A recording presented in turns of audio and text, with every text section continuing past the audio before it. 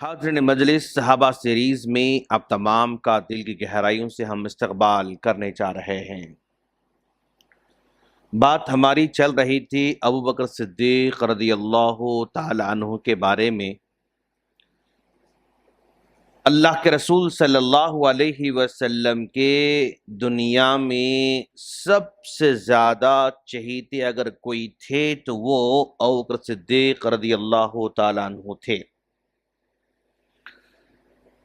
آپ اسلام قبول کرنے سے پہلے بھی اللہ کے رسول صلی اللہ علیہ وسلم کے دوست تھے، اور اسلام قبول کرنے کے بعد بھی اللہ کے رسول صلی اللہ علیہ وسلم کے دوست تھے۔ ہجرت سے پہلے بھی اللہ کے رسول کے ساتھ ساتھ گہری دوستی تھی، ہجرت کے بعد بھی آپ کے ساتھ ساتھ تھے، اور انتقال کر جانے کے بعد بھی اللہ کے رسول صلی اللہ علیہ وسلم کے بازو میں ہی ان کو دفن کیا گیا۔ گویا اللہ کے رسول صلی اللہ علیہ وسلم کی قبر ابو بکر صدیق رضی اللہ تعالیٰ کی قبر آزو بازو ہے۔ ابو بکر صدیق رضی اللہ تعالیٰ عنہ جب اللہ کے رسول صلی اللہ علیہ وسلم کا انتقال ہو گیا، انتقال ہونے کے بعد سب لوگ اس قدر پریشان تھے کہ ان کو سمجھ میں نہیں آ رہا تھا کہ کیا ہو رہا ہے۔ یہاں تک کہ عثمان غنی رضی اللہ تعالیٰ عنہ اس قدر غم میں تھے کہ لوگ ان کو دیکھ رہے ہیں لیکن یہ لوگوں کو نہیں دیکھ رہے ہیں، لوگ ان کو سلام کر رہے ہیں لیکن سلام کا جواب نہیں دے رہے ہیں، لوگ ان سے باتیں کر رہے ہیں لیکن کسی کا جواب نہیں دے رہے ہیں۔ اس قدر غم میں تھے عثمان غنی رضی اللہ تعالیٰ عنہ۔ اور عمر فاروق رضی اللہ تعالیٰ غم اور ان کا ملال اس قدر تھا کہ وہ اللہ کے رسول کے انتقال کی خبر کو تسلیم بھی نہیں کرنا چاہتے تھے، اور یہاں تک کہا کہ اگر کوئی آدمی یہ کہتا ہے کہ محمد انتقال کر چکے ہیں تو میں اس کی گردن اڑا دوں گا، اس قدر وہ غصے میں تھے عمر فاروق رضی اللہ تعالیٰ عنہ۔ ایسے موقع پر ابو بکر صدیق رضی اللہ تعالیٰ عنہ اس خبر کو سنتے ہیں تو دوڑتے آتے ہیں، اما عائشہ صدیقہ رضی اللہ تعالیٰ کمرے میں داخل ہو جاتے ہیں۔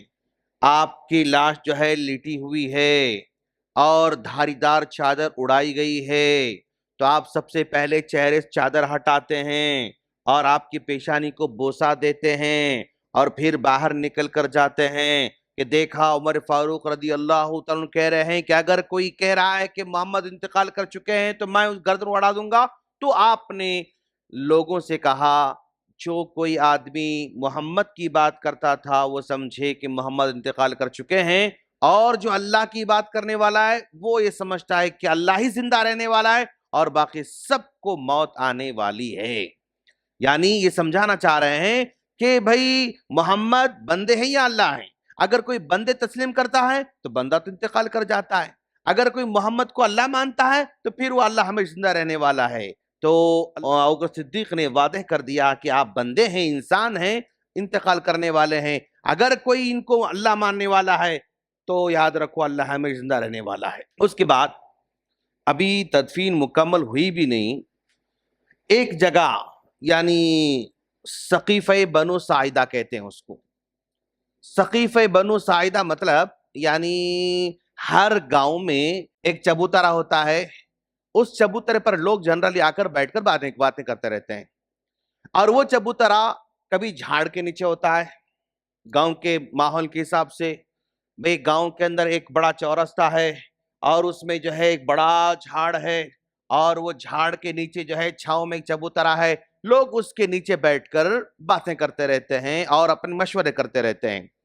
اور کبھی چھپر والا ہوتا ہے کہ بھئی یہ چبوترا ہے، اس کے اوپر چھاؤں ہے، چھپر کا چھاؤں ہے، اور اس کے نیچے بیٹھ کر باتیں کرتے رہتے ہیں۔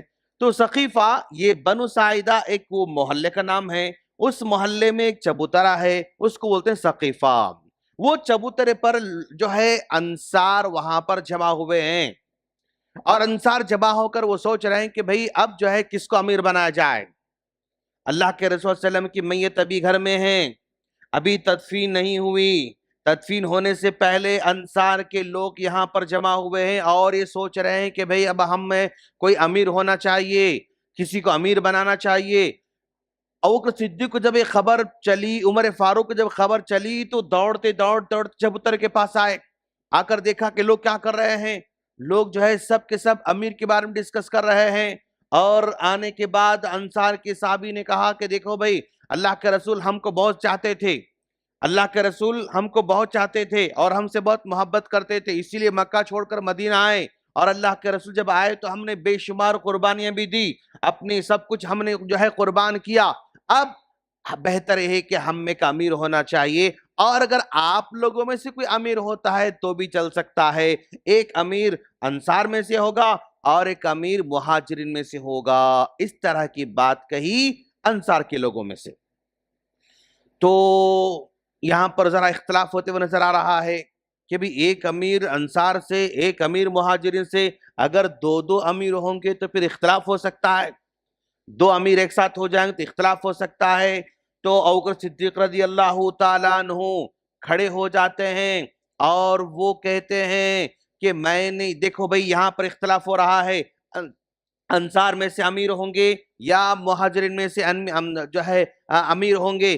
لیکن پیارے نبی صلی اللہ علیہ وسلم نے ایک مرتبہ آپ نے کہا تھا الائمۃ من قریش، الائمۃ من قریش. اگر کوئی سردار بنتا ہے، اگر کوئی امیر بنتا ہے تو وہ قریش کا امیر بن سکتا ہے.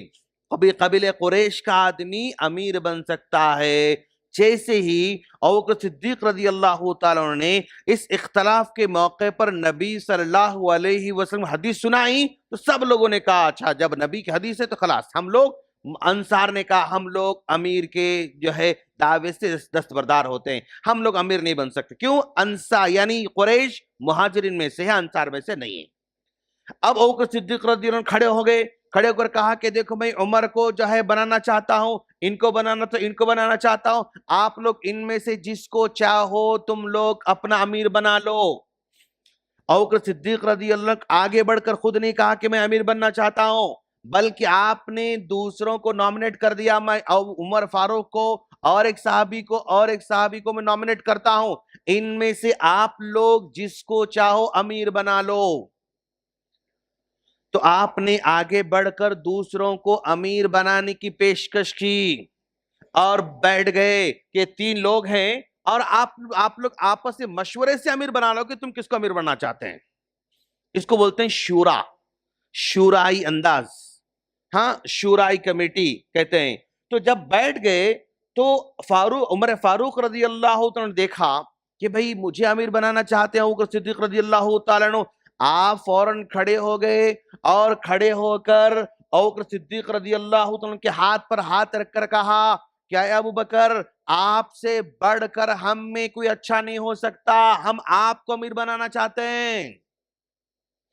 تو عمارت کس کو پیش کیا؟ ابوبکر صدیق رضی اللہ عنہ نے عمر فاروق رضی اللہ تعالیٰ عنہ کو اور دوسرے صحابہ کرام کو. لیکن انہوں نے پلٹا کر کس کو امیر بنا دیا؟ ابوبکر صدیق رضی اللہ عنہ کا امیر بنا دیا. اور جیسے ہی عمر فاروق ایک آگے بڑھے تو سب لوگ اٹھ کر آپ کے ہاتھوں پر بیعت کرنا شروع کر دیا. اور پورے کی پورے انصار بھی بغیر کسی جھجک کے، بغیر کسی رکاوٹ کے، بغیر کسی تردد کے، بغیر کسی جو ہے سوچے سمجھے آپ نے سب جو ہے آپ کے ہاتھ پر بیعت کر لی. اب اس وقت متفقہ طور پر امیر کون ہو گئے؟ ابوبکر صدیق رضی اللہ عنہ متفقہ طور پر امیر ہو گئے.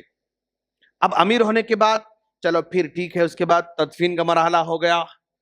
تدفین کا مرحلہ ہونے کے بعد تدفین کے دوسرے دن ابوبکر صدیق رضی اللہ تعالیٰ عنہ تمام کے تمام صحابہ کرام کو جمع کیا مسجد میں، اور جمع کر کے آپ نے خطبہ دیا. اور اس خطبے میں ابوبکر صدیق رضی اللہ عنہ نے کہا یا ایھا الناس، اے لوگو، انی قد الیت علیکم ولست بخیر منکم. کیا کہہ رہے ہیں؟ اے لوگو، تم لوگوں نے مجھے اپنا امیر تو بنا دیا، تم لوگوں نے مجھے اپنا امیر تسلیم کر لیا، یاد رکھو میں تم سے بہت بڑا اعلیٰ تو نہیں ہوں، میں تم سے بہت بڑا جو ہے مطلب جو ہے اچھا آدمی تو نہیں ہوں، میں تم میں کا ہی آدمی ہوں۔ تو ابوبکر صدیق رضی اللہ تعالیٰ عنہ حالانکہ سارے کے سارے صحابہ کرام میں مقام کے اعتبار سے، ایمان کے اعتبار سے، عمل کے اعتبار سے، احترام کے اعتبار سے، اللہ کے رسول کے قربت کے اعتبار سب سے اعلیٰ ہیں، لیکن اس کے باوجود بھی آپ کی عاجزی و انکساری یہ ہے کہ میں تم سے زیادہ بہتر نہیں ہوں۔ تو گویا ایک آدمی کو لوگ امیر بناتے ہیں، ایک آدمی کو لوگ بڑا سمجھتے ہیں، ایک آدمی کو لوگ ذمہ داری سونپتے ہیں تو وہ اپنے آپ کو اعلیٰ و اشرف نہ سمجھے، اپنے اندر عاجزی رکھے، اپنے اندر وہ انکساری رکھے، اپنے آپ کو تھوڑا کمتری سمجھے، اگرچہ کہ لوگوں نے اس کو بڑا بنا رکھا ہے۔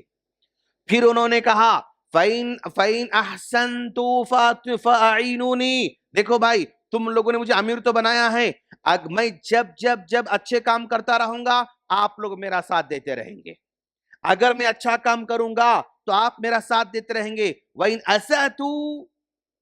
أَسَأْتُ، اگر میں کچھ نافرمانی کرتا ہوں، اگر میں کچھ غلط کام کرتا ہوں، اگر کچھ میں جو ہے یعنی خلاف ورزی کام کرتا ہوں، تو پھر تم لوگ فَقَوِّمُونِي، آپ کی ذمہ داری ہے کہ آپ مجھے سیدھا کریں گے۔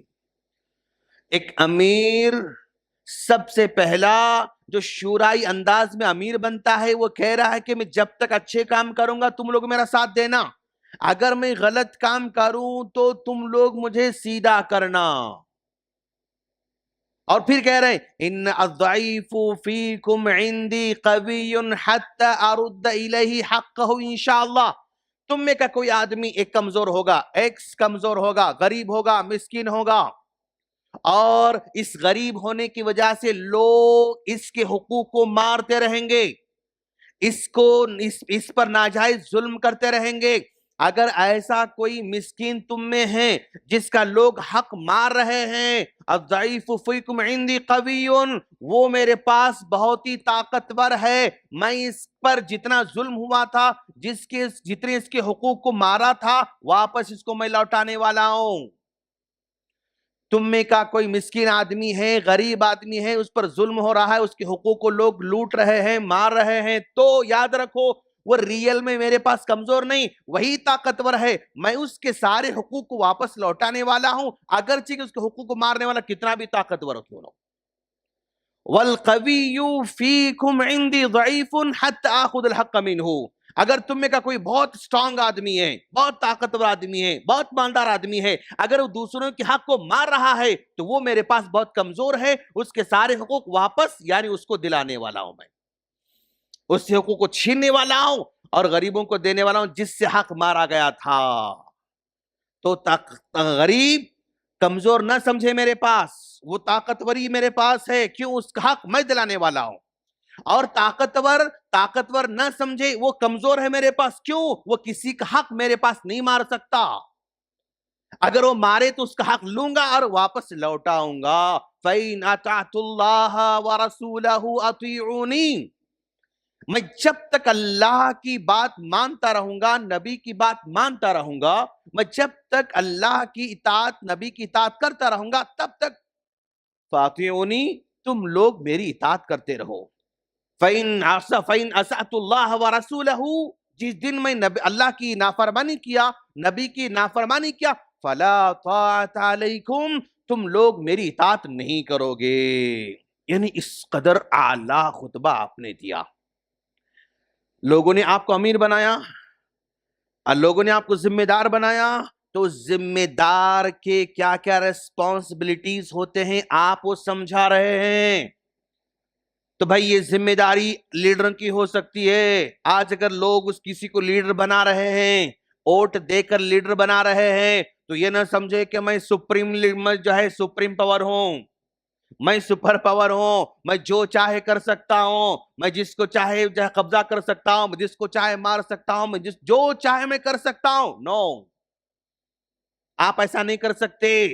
اگر آپ کو لوگوں نے بڑا بنا رکھا ہے تو آپ یعنی سب سے اعلیٰ، آپ ایسا کچھ بھی نہیں ہے، سب سے آپ اچھے ہیں، آپ ایسا کچھ بھی نہیں ہے، لوگوں نے آپ کو بنایا ہے۔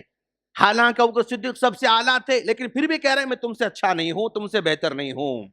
اور پھر امیر بن جاتا ہے آدمی کوئی تو اس کا کام ہے انصاف کرنا، ذمہ دار بنتا ہے تو انصاف کرنا، ایک لیڈر ہے اس کو انصاف کرنا ہوگا، ایک باپ ہے اپنے بچوں میں بیوی میں جو ہے اس کی انصاف کرنا ہوگا، ایک پرنسپل ہے اس کو اپنے ٹیچروں میں انصاف کرنا ہوگا، ایک ٹیچر ہے اس کو اپنے بچوں میں انصاف کرنا ہوگا، ایک مینیجر ہے اس کے انڈر میں رہنے والے امپلائیز کے ساتھ انصاف کرنا ہوگا۔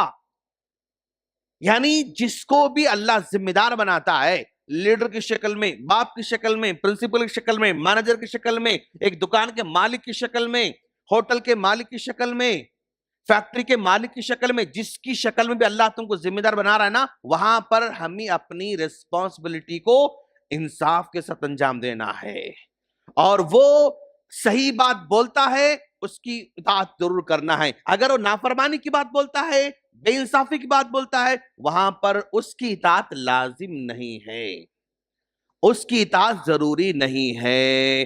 آپ کے خطبے سے قیامت تک آنے والے ذمہ داروں کو ایک سبق مل رہا ہے کہ تم کوئی الگ مخلوق نہیں ہو، تم نارمل آدمی ہی ہو، تم جب تک اچھی بات حکم دو گے لوگ مانیں گے، تم انصاف کرو گے لوگ تم کو مانیں گے، تم انصاف دلاؤ گے لوگ تم کو مانیں گے، تم احترام کرو گے لوگ تم کو مانیں گے، تم اچھے کام کرو گے لوگ تم کو مانیں گے۔ جس دن تم ظلم کرنا شروع کرو گے، نافرمانی کرنا شروع کرو گے، حقوق کو مارنا شروع کرو گے اور لوگوں کے حقوق لینا شروع کرو گے، تو اس دن اللہ تعالی تمہاری اطاعت کو لازم قرار نہیں دیتا ہے، تمہاری عمارت کو اللہ اٹھا کے پھینک دیتا ہے۔ تو ابو بکر صدیق رضی اللہ تعالیٰ عنہ یعنی خلیفہ بننے کے بعد سب سے پہلا آپ نے یہ خطبہ دیا۔ اللہ سے دعا ہے اللہ تعالی ہم تمام کو سیرت میں ان جھلکیوں سے اپنی زندگی سے فائدہ اٹھانے کی توفیق عطا فرمائے، آمین۔ السلام علیکم ورحمۃ اللہ وبرکاتہ۔